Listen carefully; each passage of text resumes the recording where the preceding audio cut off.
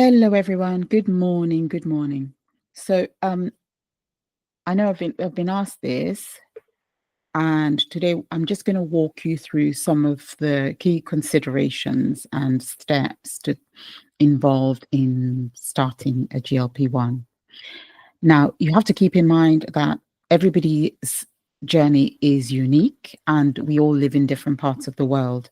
So, but I will focus mainly on the process for women living in the US or the UK and Europe, some parts of Europe. And of course, if you live in Africa or Asia, there are huge differences. Um, I don't know the availability of some of these medications in certain parts of the world. So let's start off with what exactly are GLP-1s. So in simple terms, GLP-1s are medications that mimic the action of a natural hormone in our bodies called glucagon-like peptide 1. This hormone plays a crucial role in regulating blood sugar, and it slows down digestion, and it can also have an impact on appetite. These medications were initially developed for type 2 diabetes. They've been around for 2 decades, and some have also been approved for weight management in individuals. This is recent, the approval for weight management in individuals with obesity or overweight with certain weight-related conditions. So it is important to understand that they're typically prescribed by healthcare professionals, and they're usually part of a broader treatment plan that includes lifestyle changes. So, number one, the first question should be, is a GLP-1 the right solution for you? And in my point of view, this is the most important question to ask. Deciding to start a GLP-1 is a significant healthcare decision, and it is not to be trivialized. It is absolutely crucial to have an open and honest conversation with your doctor. And there are some things to consider and discuss. So firstly, what's your health history? You need to be prepared to discuss things like any existing conditions, diabetes, thyroid issues, kidney problems, pancreatitis, gallstones, or family history of certain endocrine cancers. This will help your doctor or the prescriber to determine if a GLP-1 is safe and appropriate for you. What are your health goals? Are you primarily looking to manage blood sugar, to lose weight, or both? Understanding your goals will help your doctor choose the most suitable GLP-1 medication for you. Are you taking other medications? Inform your doctor or the prescriber about other medications that you're on, other supplements you're taking, any over-the-counter drugs you're taking to avoid potential interactions. And let's talk about lifestyle factors, because you cannot take GLP-1s without changing or improving your lifestyle, your eating, your exercise, because the GLP-1s are most effective when combined with a healthy lifestyle, when combined with a good diet, a diet high in protein and high in fiber, and also combined with exercise. Are you going through hormonal shifts? Are you a woman over 40, which a lot of us are here? Because that impacts whether, the relative benefits for you or considerations to take into account. So some people are combining GLP-1s with HRT, combining GLP-1s with estrogen, for example, to improve not just their weight loss, but also any issues that they have with menopause.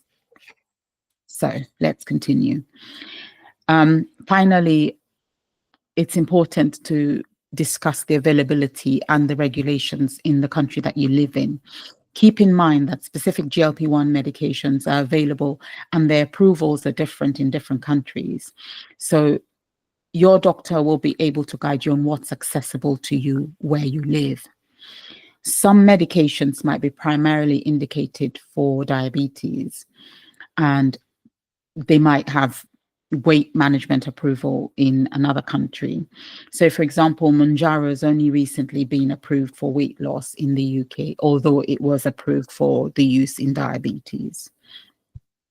So, whether you're seeing a doctor face to face or getting the medication prescribed via an app, which is what a lot of us are doing now, it is helpful to prepare some questions for yourself or the clinicians. Here are a few examples. So things like, based on my health profile and goals, which medication do you think is the right option for me? And of course, we all know the brand names now. We know Ozempic, Wegovy, Mounjaro, Trulicity.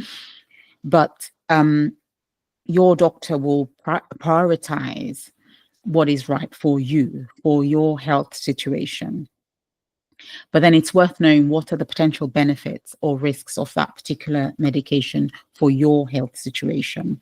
What are the common side effects? How do you manage those? How will this medication fit into your current treatment plan? What's the starting dose for you, and how will they adjust it over time? And how long might you need to be on this medication? And then what are the costs involved? Because for some, their insurance can cover that. For others, it's out of pocket. In the UK, some people get these medications on the NHS, but some of us have to pay out of pocket hundreds of pounds for these medications. But one thing I would advise is to make sure wherever you're getting your medication from, there is monitoring. They're monitoring you while you're on this medication. So what should you expect when you start? Starting doses are typically low, and they're gradually increased over several weeks or months based on your tolerance and your response. And this helps minimize potential side effects. And usually you give yourself the injection, and it's under the skin. It's called a subcutaneous injection. So your doctor or the healthcare professional will show you how to do this properly. And there are some newer oral GLP-1s. And if you don't want to take an injection, you can discuss that with your GP, with your doctor. Talk about what the common side effects are. Find out what the common side effects are for the particular medication you're taking. Typically, it's nausea, vomiting, diarrhea, constipation, and abdominal discomfort. But some of us get them, some of us don't get any side effects. But regardless, they tend to subside over time as your body adjusts to the medication. Remember, lifestyle. Really, what you eat, how you live your life would make a huge difference to how these drugs work for you. And like I say, I really would advise that you have regular appointments with your doctor, that you're monitored, so they can adjust the dosage if necessary, and they can address concerns or any side effects. So, and especially for us who are over 40 or over 50, it's important because some of us are going through perimenopause or menopause, and let's find out how these things can affect how our bodies respond as well to these medications, and discuss any hormonal symptoms with your doctor. Bone health is important. Although we're finding that some of these GLP-1s are quite useful, they're quite potentially beneficial for improved bone health.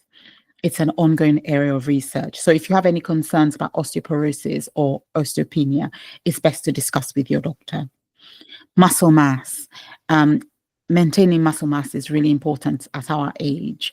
And unfortunately, GLP-1s can actually help to